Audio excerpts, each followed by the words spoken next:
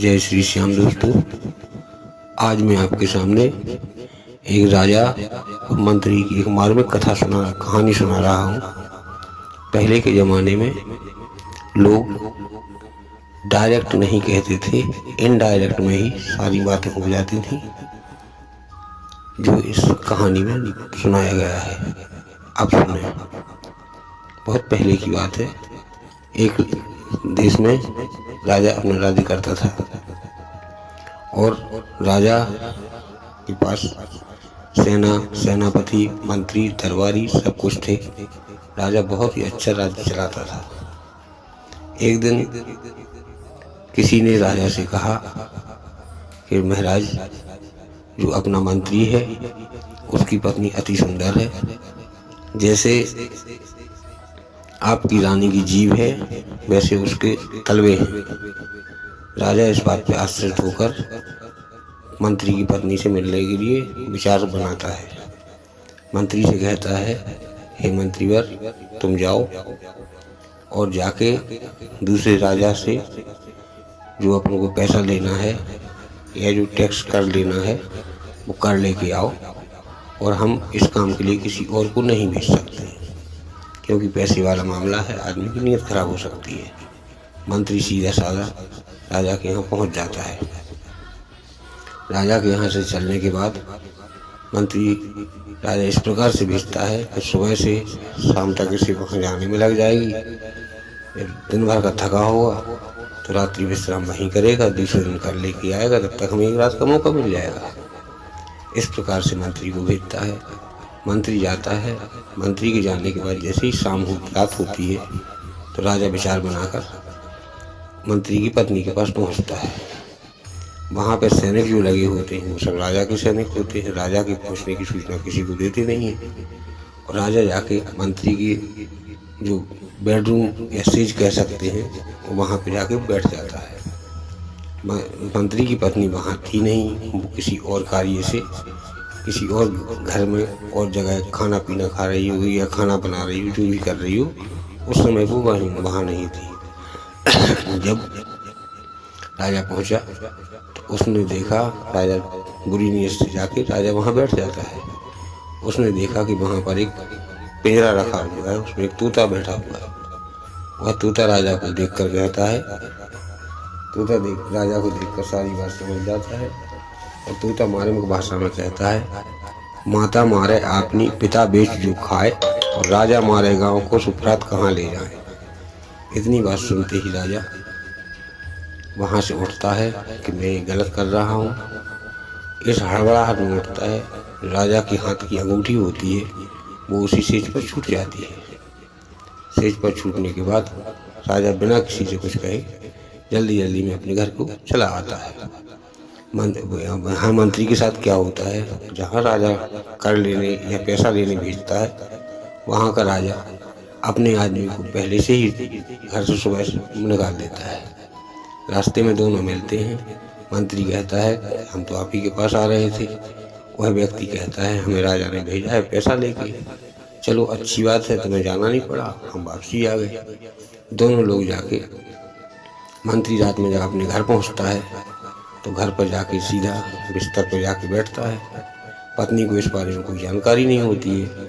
जैसे ही राजा की अंगूठी जो राजा के हाथ में से उतर के उस समय छूट गई थी, उसे पत्नी की सेज पर मिलती है। जब वह अंगूठी को देखता है तो वह सोचता है कि हम पे ये क्या हो रहा है। वह पूरी बात समझ जाता है और गलत भावना से अपनी पत्नी से दूरी बनाने लगता है। कुछ देर बाद उठता है और राजा के यहाँ पहुँचता है, उस व्यक्ति को साथ में लेके पैसा लेके। इसके बाद मंत्री अधिकांशतः राजा के राजमहल में या कहीं और किसी दोस्त यार के यहाँ रुकने लगता है। पत्नी के पास कटी कटी बातें करने लगता है। पत्नी इस देख के, उनके व्यवहार को देख के बात भांप जाती है, समझ जाती है कहीं ना कहीं कुछ गड़बड़ जरूर है। पत्नी अपने सेवक से कहती है, जो नौकर लगा होता है, उसके लिए चिट्ठी लिखती है एक अपने पिता के लिए, और उस चिट्ठी में लिखती है, पिताजी, जो आपने दूध में पानी मिलाया था वो पानी फट चुका है और आप आएँ और समस्या का निदान करें। जब सेवक चिट्ठी लेकर पत्नी के पिता यानी कि उसके मंत्री के ससुर के पास पहुंचता है, तब चिट्ठी को पढ़ता है। वह सोचता है कि जरूर बेटी और दामाद में कुछ खटपट हो गई है, इसीलिए बेटी हमें बुला रही है। पहले ज़माने में तो लोग बहुत ही मानते थे बेटी के यहाँ खाना, तो बात की बात है पानी भी नहीं पीते हैं, कुछ लोग आज भी मानते हैं। ससुर वहाँ से चलने के बाद राजा के यहाँ पहुँचता है। राजा उसका आदर करते हैं, बैठालते हैं। बैठने के कुछ देर बाद खाना पीना की व्यवस्था करता है राजा, क्योंकि वो जानता है कि यह मंत्री के यहाँ जाएगा नहीं और पानी भी नहीं पिएगा। इसकी सूचना मंत्री को देते हैं। मंत्री आ जाते हैं और अपने ससुर से ससुराल की खैर खबर पूछते हैं, सब अच्छी बात बताता है। तब राजा कहता है कि अपन 3 लोग हैं, यदि चौथा भी कोई व्यक्ति होता है यहाँ पे तो अपन चौपर खेल लेते, क्योंकि चौपर 3 लोगों में तो खेली नहीं जाती है, चौपर 4 लोगों में खेली जाती है। मंत्री का ससुर यानी कि मतलब उसकी बहू का पिता कहता है कि महाराज, यदि गलती क्षमा की जाए तो मेरी बेटी भी अच्छा चौपर खेलना जानती है। मैंने बचपन से उसे बहुत कुछ चौपर के बारे में सिखाया है। राजा दूत भेजकर उसकी पत्नी को, मंत्री की पत्नी को बुलवाते हैं और चारों लोग चौपर खेलने बैठ जाते हैं। चौपर का एक नियम होता है, जो सबसे पहले वरिष्ठ व्यक्ति होता है, पांसे सबसे पहले उसे दिए जाते हैं। तब ससुर के हाथ में पांसे आते हैं और ससुर कहता है, आए हैं बड़ी दूर से, हो गए बहुत दिन, गंगा जी के निर्मल नीर, छोड़े कौन बिना परे जी पोवारा। इतनी बात सुनकर अब दामाद सोचता है कि ये तो बात हमसे कही जा रही है। दूसरा नंबर दामाद का आता है, यानी कि मंत्री का आता है। मंत्री पांसे हाथ में लेकर कहता है, कर गहनी सेजे पड़ी, 1.25 लाख की आय, सो हम पाए सेज पर, पियन जल तुरे हाथ परे जी पोवारा। यानी कि कर गहनी मतलब हाथ में ग्रहण करने वाली अंगूठी, जिसकी कीमत 1.25 लाख रुपए है, वो हमने सेज पर पाई है और अब हम इसके हाथ का पानी नहीं पी सकते हैं। तब तीसरा नंबर राजा का आता है। राजा सोचता है कि अरे ये तो सारी बात हम पर हो रही है, अंगूठी तो उसमें मेरी गिर गई थी। तब राजा कहता है, राजा एक अधर्मी आयो, चलो अंधेरी रात, पंछी एक शब्द को बोलो, पियो न जल तुरे हाथ परे जी पोवारा।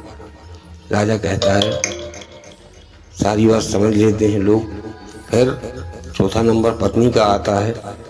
पत्नी कहती है, पत्नी के हाथ में जैसे ही मंत्री की पत्नी के हाथ में पांसे आते हैं, वह कहती है, सिंह मुछ और फड़कमणि, सिंह मुछ और फड़कमणि पतिव्रता की भुआएं, सूम कटारी विप्रधन, सिर कट्टे पर पाए पड़े जी पोवारा।